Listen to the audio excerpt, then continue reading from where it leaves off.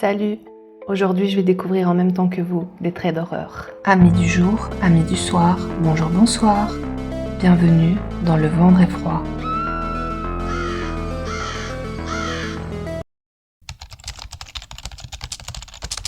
J'avais environ 7 ans, mon frère environ 10. Il était bien après notre heure de coucher quand notre mère s'est levée du canapé pour nous mettre au lit. Notre père travaillait dans la construction hors de la ville à l'époque, donc c'était souvent juste nous trois à la maison, pendant des semaines durant. En haut des escaliers, et immédiatement à droite, se trouvait la chambre de nos parents. Aller à gauche vous mettez au milieu d'un couloir. Prendre un autre virage à gauche dans ce couloir menait à la chambre de mon frère. L'extrémité opposée était ma chambre, qui était également en face de la salle de bain à l'étage. À chaque extrémité du couloir se trouvaient des portes vitrées que nous gardions toujours verrouillées et utilisions rarement. La porte de mon côté menait à un balcon donnant sur notre jardin de devant et la porte du côté de mon frère donnait sur notre porche arrière. La maison penche un peu sur une petite colline. Mon frère et ma mère avaient tous deux l'habitude de se réveiller au milieu de la nuit pour aller aux toilettes. Ça, c'est moi, ça. Je le savais seulement parce que j'étais toujours une dormeuse légère et qu'ils ne pouvaient pas s'empêcher de tirer la chasse d'eau avec la porte grande ouverte. Cette nuit-là, cependant, mon frère s'est arrêté en chemin vers sa chambre et est revenu vers la salle de bain. Je vais essayer de faire pipi avant d'aller me coucher. Ces dernières nuits, j'ai eu trop peur de marcher jusqu'à la salle de bain. Je continue de voir un homme en rayures au bout du couloir.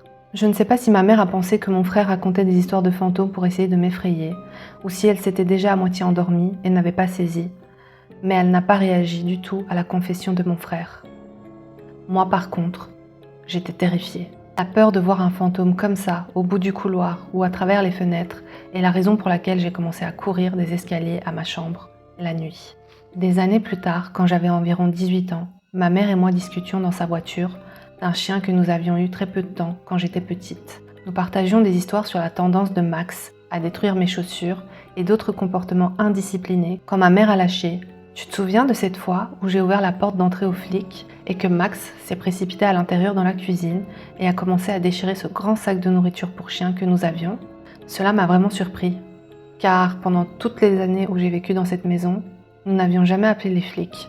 Étant une famille de propriétaires d'armes dans un quartier rural tranquille de Virginie occidentale, etc. Je lui ai demandé de quoi elle parlait et elle a semblé tout aussi surprise, comme si elle venait de révéler quelque chose par accident. « Oh, c'est vrai, je ne te l'ai jamais dit parce que tu étais trop jeune à l'époque. Une nuit, je me suis réveillée en entendant des bruits dehors, près de ma fenêtre, et quand j'ai regardé, j'ai vu un homme me fixer dans ma chambre. » Elle a continué à expliquer comment elle a allumé les lumières et l'a fait s'enfuir et comment elle a saisi le pistolet de mon père avant d'appeler les flics. Je ne me souviens pas de tous les détails que je leur ai donnés quand ils sont arrivés. Homme blanc, grand, portant une chemise rayée et un jean, cheveux courts et foncés, quelque chose comme ça. Ils ont dit que cela correspondait à la description d'un homme qu'ils recherchaient dans la région. Il s'est avéré qu'il s'était échappé de prison pour meurtre. Maintenant, je sais que cela semble tellement évident en entendant ces deux histoires l'une après l'autre, mais ce n'est que quelques années plus tard, vers le milieu de la vingtaine, que j'ai compris que mon frère nous avait inconsciemment avertis d'un meurtrier qui avait passé plusieurs nuits à rôder autour de notre maison. Ah, c'est horrible! C'est horrible parce que c'est ça, parfois tu crois pas les enfants alors que ils te disent la vérité elle est là devant ta face et toi tu crois pas le gosse, tu vois. Ça fait super peur. J'ai raconté cette histoire ailleurs, sur d'autres plateformes auparavant, mais elle mérite d'être répétée. Je sais pas pourquoi je dis répétée comme ça. Un jour, alors que j'étais écolier, je pense probablement en 3e ou 4e année, ma mère m'a réveillée en catastrophe. Elle avait dormi trop longtemps, et comme c'était elle qui me réveillait toujours le matin, cela signifiait que moi aussi j'avais dormi trop longtemps, et qu'il n'y avait plus aucun moyen que je sois prêt pour l'école assez tôt pour prendre le bus scolaire. Si ma mémoire est bonne, l'école commençait à 8h, et mon heure de prise en charge par le bus était à 7h. Mais il était déjà 6h40 ou quelque chose comme ça. Et j'étais encore en pyjama et je n'avais même pas encore pris mon petit déjeuner. Alors, maman a décidé qu'aujourd'hui, nous dirions simplement au chauffeur de bus de continuer son chemin et qu'elle m'emmènerait à l'école, ce qui me laisserait amplement le temps de me préparer. Alors, je suis assis là, à la table de la salle à manger, en train de manger mon petit déjeuner, toujours en pyjama. Et il est maintenant environ 6h50. Nous entendons le bus arriver, environ 10 minutes plus tôt que d'habitude. Ma mère jette un coup d'œil par la porte dans le brouillard matinal et fait signe au bus de continuer. Elle ferme la porte et rentre à l'intérieur, mais le bus ne repart pas. On frappe à la porte et maman l'ouvre pour trouver un homme en uniforme de chauffeur de bus. Il explique qu'il est un chauffeur remplaçant, car le chauffeur habituel était malade. Il dit qu'il sait qu'il est quelques minutes en avance, car il voulait commencer la journée tôt, ne connaissant pas bien le trajet. Maman lui explique qu'elle allait m'emmener à l'école, car nous nous étions réveillés en retard. Il semble visiblement contrarié, et il dit qu'il peut attendre quelques minutes, puisqu'il est déjà en avance sur le programme. Ça sent pas bon.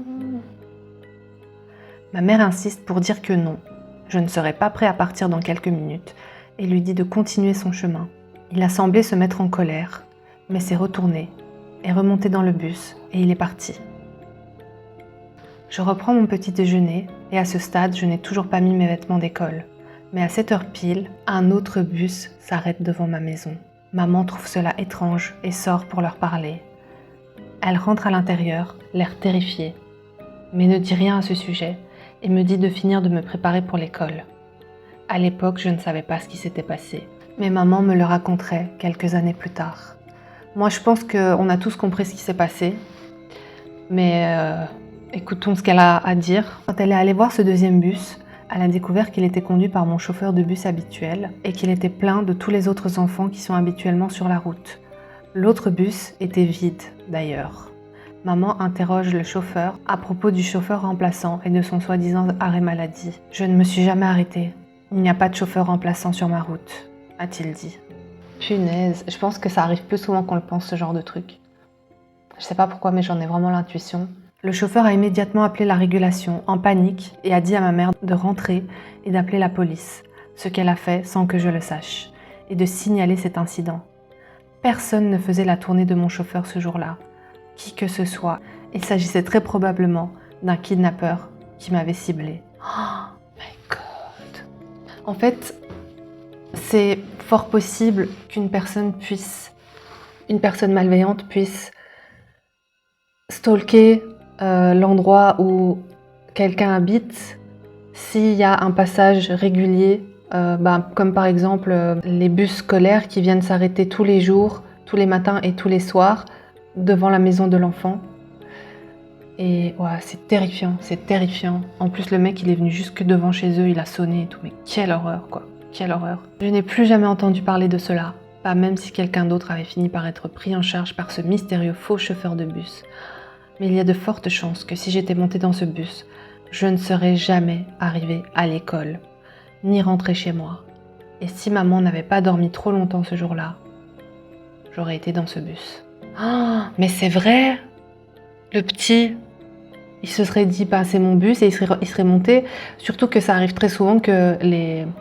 Enfin, je sais pas en Amérique, j'en sais rien, mais ici, en Belgique, c'est des compagnies privées en général, et c'est possible que ton chauffeur de tel jour soit pas là ce jour-là parce qu'il a été envoyé sur un autre service et que ce soit un autre chauffeur qui vient, et c'est pas inhabituel, quoi. Oh, c'est dingue. Le petit aurait juste pu monter dans le bus en disant « Mais qu'est-ce qui se passe, il y a personne ?» Et le chauffeur aurait dit « Telle personne était malade, telle personne n'est pas venue. » Quelle horreur. Quelle horreur. Cette histoire-là, elle me choque trop. Il y a quelques années, je louais une maison en Californie du Nord. Le quartier se trouvait juste à la sortie de la banlieue. C'était le compromis idéal pour avoir de l'espace tout en ayant des voisins sympathiques, assez proches pour ne pas se sentir isolé. Le quartier n'avait pas de lampadaire, il faisait donc très sombre la nuit, surtout si des nuages masquaient la lumière de la lune. Cela ne me dérangeait pas pour autant. Cela rendait ma petite maison encore plus charmante les nuits sombres. Un jour, au milieu de l'hiver, je suis rentrée du travail. C'était une nuit nuageuse, alors en me garant devant chez moi, je ne voyais que ce que mes phares et la lumière du porche éclairaient. J'ai senti une odeur de fumée de cigarette. C'était bizarre car je n'avais jamais senti cela auparavant autour de la maison. Je n'ai vu personne aux alentours, alors j'ai ignoré l'odeur et je suis rentrée. Je venais de terminer un service avec quelques heures supplémentaires. J'étais donc assez fatiguée. Même s'il n'était pas encore 19h, j'ai décidé de prendre une douche et d'aller me coucher. On les connaît, ces journées de travail là où t'as plus la force de rien faire après. Je me suis réveillée un peu plus tard. certain d'avoir entendu un bruit à l'intérieur de la maison. Je ne me suis pas inquiétée tout de suite parce que mon ami passait parfois chez moi pour prendre une douche après le travail, sur le chemin de ses cours du soir. Je lui avais même donné un double des clés pour qu'il puisse passer même si je n'étais pas là. Il m'envoyait toujours un message pour me prévenir avant et je n'avais pas entendu mon téléphone sonner. J'ai tendu le bras vers ma table de chevet et j'ai pris mon téléphone portable pour voir si mon ami avait envoyé un SMS. La lumière vive de l'écran et du clavier m'a ébloui. Comme la lumière de cet écran est en train de m'éblouir en ce moment. C'était à l'époque où les téléphones n'avaient pas de capteur de lumière pour tamiser l'écran dans le noir. Et ce modèle en particulier était si lumineux que je pouvais l'utiliser comme lampe de poche. Ok, je me demande c'est quelle époque. En plissant les yeux, j'ai pu distinguer qu'il était 21h et des poussières, mais je ne pouvais pas dire si j'avais un message non lu ou non. J'ai posé mon téléphone et j'ai appelé mon ami par son nom. Il y a eu quelques secondes de silence avant que j'entende des bruits de pas lourds alors que quelqu'un se mettait à courir au rez-de-chaussée de ma maison.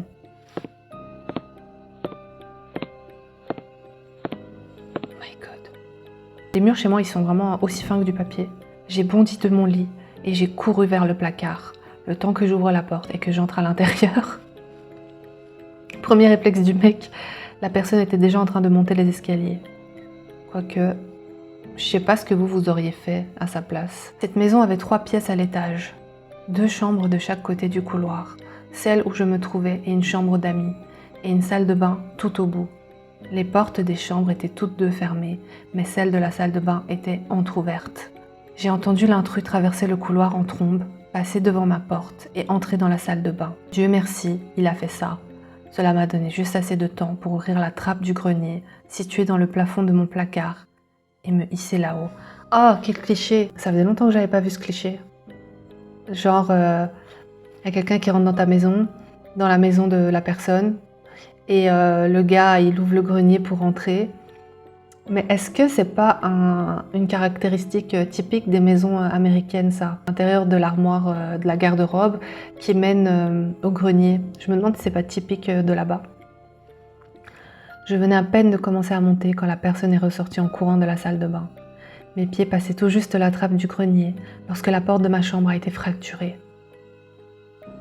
Là, c'est sûr, c'est pas son pote, sauf s'il lui fait vraiment une blague de très mauvais goût. J'ai entendu des pas précipités entrer dans ma chambre, puis s'arrêter. Ne me voyant pas, l'individu est reparti en courant dans le couloir pour entrer dans l'autre pièce qui ne contenait que des cartons empilés dans un coin. My God. Quelques haltères et une table où je peignais mes figurines. J'imagine qu'il s'est dit que si quelqu'un se cachait, ce serait forcément dans la chambre, car il a foncé de nouveau dans ma chambre et a allumé la lumière. Un instant plus tard, la porte du placard a été ouverte d'un coup sec. J'étais accroupie dans mon grenier, à peine à 30 cm de la trappe d'accès, afin de pouvoir essayer de l'arrêter s'il commençait à monter. J'avoue, genre, soit tu caches des armes ou des trucs comme ça dans ton grenier, soit tu utilises tes pieds genre, pour le taper, tu vois.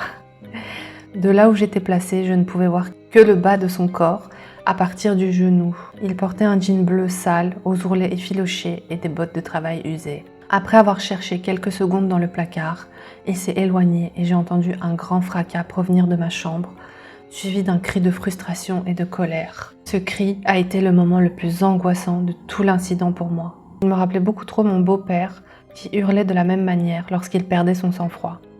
Il a d'ailleurs fini par être placé dans un hôpital psychiatrique pour plusieurs troubles mentaux qui entraînaient des tendances imprévisibles et violentes. Peut-être que c'est son beau-père qui est sorti, je sais pas. C'est pas drôle. L'homme qui se trouvait dans ma maison a redescendu les escaliers en courant. J'ai entendu des fracas et des cliquetis alors que des objets étaient projetés, que des meubles étaient renversés. Je suis restée accroupie dans le grenier. J'avais laissé mon téléphone portable en courant vers le placard comme par hasard. Et je n'étais pas sûre... Désolée. Et je n'étais pas sûre de pouvoir redescendre sans qu'il m'entende. Au bout d'un moment, les bruits ont cessé. J'ai commencé à compter lentement. Quand j'ai atteint 1000... Punaise, il a compté longtemps, hein, le gars. J'ai jugé que la situation était assez sûre pour redescendre et appeler la police. Ah, en vrai, je crois que t'es jamais sûr. Je crois que t'es jamais sûr de si la situation est sécuritaire, quoi. Même si tu comptes jusqu'à 1 million, peut-être que le gars il s'est caché quelque part parce qu'il avait l'air vraiment décidé à le trouver, quoi. Il se met en colère et tout parce qu'il le trouve pas. Genre le mec, il est pas rentré pour prendre quelque chose dans la maison, il est rentré expressément pour trouver cette personne, tu vois. Quelle horreur, quelle horreur. La première chose que j'ai remarquée en sortant du placard, c'est que l'intrus avait retourné mon lit. J'imagine que c'était pour tenter de me retrouver. C'était le grand bruit que j'avais entendu après qu'il se soit éloigné du placard. Comme je ne trouvais pas mon téléphone portable, je me suis dirigée vers le téléphone fixe près du lit et j'ai appelé la police. Ah, genre, il a pas trouvé son portable parce que l'autre, il a retourné son matelas. Parce que moi, dans ma tête, je m'étais direct dit, ouais, peut-être que le type, il a pris son téléphone et tout. Donc, il appelle la police. J'ai attendu dans ma chambre jusqu'à ce que je les entende appeler depuis le rez-de-chaussée. Le rez-de-chaussée était un vrai désordre, mais je m'y attendais. Des chaises avaient été renversées, le canapé avait été retourné. Tous les livres, photos et bibelots que j'avais sur mes étagères étaient éparpillés sur le sol. Les placards de la cuisine avaient été ouverts et tous les aliments en boîte et en conserve avaient été jetés par terre. Pourtant, d'après ce que je pouvais voir, la seule chose qui manquait était un unique couteau tiré du bloc en bois de ma cuisine. Oh. La police a fouillé la maison de fond en comble. Ils ont découvert que la porte latérale avait été forcée avec un outil du genre pied de biche. Oh, mon Dieu. Ils ont également trouvé quelques mégots de cigarettes le long de ma clôture, ainsi que du papier d'aluminium et un tube de stylo vide. Ce qui, selon la police, est souvent utilisé pour fumer de la méthamphétamine. Ils pensent donc qu'ils surveillaient ma maison depuis un certain temps. J'ai réalisé qu'il devait être là, dehors, en train de fumer une cigarette quand je suis rentrée chez moi. Oh, c'était ça l'odeur! Ils ont ramassé les preuves et m'ont conseillé de loger chez de la famille ou des amis cette nuit-là et de faire réparer cette porte le plus vite possible. J'ai choisi de ne pas dormir du tout. J'ai déplacé une étagère pour bloquer la porte cassée et j'ai passé... Punaise, j'entends des bruits chez moi, ça me fait peur. Et j'ai passé les heures suivantes à tout nettoyer. Je suis souvent allée à la fenêtre avec une lampe de poche pour éclairer le long de la clôture, là où la police avait trouvé les mégots et l'aluminium, mais je n'ai rien vu. En vrai, peut-être qu'il a personne chez qui aller, le pauvre. Et même, genre, même s'il y va, quoi, il va rester 2-3 jours et puis... Oh, punaise. Oh, ça me terrifie, ça me terrifie. Le lendemain, j'ai appelé pour faire réparer la porte et installer des lampes à détecteur de mouvement à l'arrière et sur les côtés de ma maison. J'ai tiré un câble téléphonique jusqu'au grenier et j'ai ajouté une ligne fixe. Je ne voulais plus jamais me retrouver coincée là-haut sans téléphone. Rien d'autre ne s'est produit dans cette maison pour autant. J'ai vécu encore 3 ans sans aucun incident. Peut-être que en fait, ce type, il rôdait dans le quartier, qu'il n'avait pas forcément quelqu'un en tête de particulier, mais que quand il l'a vu descendre de sa voiture, il s'est dit, il doit être sûrement... en plein tunnel du soir, genre, il rentre de son travail, il a sûrement dû regarder les lumières, si elles s'allumaient, si elles s'éteignaient, il a dû se dire, ouais, à ce moment-là, il prend une douche, à ce moment-là, il fait ci, il fait ça, genre, je vais en profiter pour faire je ne sais quoi, mais voilà. Une autre précaution que j'ai prise a été de m'entraîner à sortir de mon lit, à aller dans mon placard et à grimper dans le grenier, aussi vite et discrètement que possible. J'ai continué à le faire même après avoir déménagé, sauf que maintenant, je me réfugie dans un vide sanitaire, au fond du placard, plutôt que dans un grenier. J'essaie de ne pas penser à ce qui se serait passé si j'avais été un peu plus lent à atteindre le grenier ou s'il n'était pas allé dans la salle de bain au bout du couloir en premier. Oh, quelle horreur cette histoire. Mais quelle horreur. Parce que ça peut arriver à n'importe qui, c'est ça le truc, ça fait trop peur. Hier soir, j'étais chez un camarade de classe pour travailler sur un projet de groupe que nous devions rendre le lendemain. J'habite dans un appartement dans la ville où se trouve notre université et mon camarade vit chez ses parents, dans les collines, juste à la sortie de la ville. Pour se rendre chez lui, il faut rouler sur une route à 2 voies, relativement isolée et étroite, pendant environ 8 à 10 km. Nous avons commencé à travailler sur le projet vers 18h et je suis restée un peu après avoir fini de bosser. Je suis donc partie de chez lui assez tard, vers 23h, et j'ai pris la route du retour vers la ville. Je ne m'étais pas rendu compte à quel point il serait difficile de naviguer sur cette route la nuit. Il n'y avait pas de lampadaire. J'allais dire c'est quoi ces routes sans lampadaire, mais en vrai c'est qu'en Belgique qu'il y a autant de lampadaires, il me semble. J'avais entendu un truc comme ça, non? Et la chaussée était mal entretenue et truffée de nids de poules. En plus de cela, je n'avais pas de réseau cellulaire. Je devais donc rouler très lentement pour être sûre de ne pas éclater un pneu, car j'avais utilisé ma roue de secours quelques semaines auparavant. Je pense que j'étais à environ 5 km de la maison quand j'ai négocié un virage serré et que j'ai vu un pick-up équipé d'une cellule de camping garée en diagonale en plein milieu de la route. Ça, c'est jamais bon signe, les gars. Source, les films d'horreur. La façon dont il était stationné bloquait complètement mon passage et je ne pouvais pas le contourner car il y avait un fossé des 2 côtés de la route. Oh my god. Ça veut dire qu'il s'est mis là exprès. À ce stade, la seule option pour moi était de faire marche arrière jusqu'à un refuge qui me permettrait de faire demi-tour. Au début, je ne voyais pas l'intérieur de la cabine. Mais quand j'ai allumé mes pleins phares, j'ai vu qu'il y avait un homme affalé sur le siège conducteur, la tête appuyée contre le volant comme s'il avait perdu connaissance. Vous auriez fait quoi à ce moment-là ? Moi, je serais pas sortie, j'aurais appelé la police, mais je serais pas sortie. La tête appuyée contre le volant comme s'il avait perdu connaissance après un grave accident. J'ai immédiatement senti que quelque chose clochait. Le fait que sa voiture se soit arrêtée par coïncidence dans une position qui bloquait totalement la route était un signal d'alarme majeur pour moi. J'avais entendu des histoires de gens qui faisaient les morts sur la route pour attirer les personnes hors de leur voiture afin de les voler. J'ai décidé de ne pas prendre de risques et j'ai choisi de retourner chez mon camarade de classe pour lui expliquer la situation. Franchement, il a bien fait.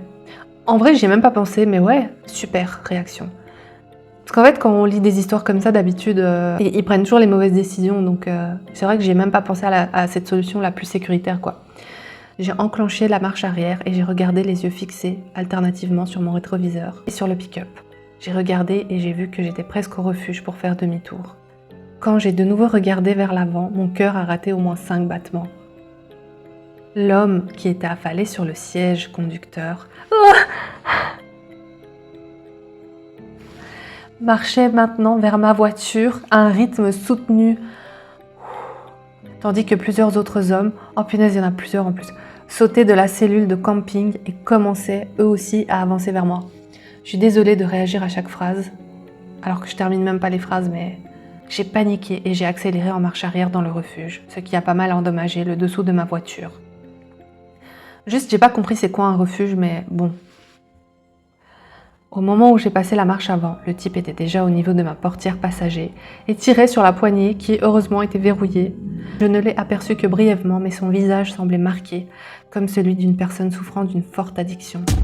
J'ai démarré en trombe et je n'ai pas ralenti une seule seconde jusqu'à ce que j'atteigne la maison, vérifiant constamment mon rétroviseur pour voir s'ils me suivaient. Heureusement, ils ne m'ont pas pris en chasse. Mais ils ont pris ta plaque.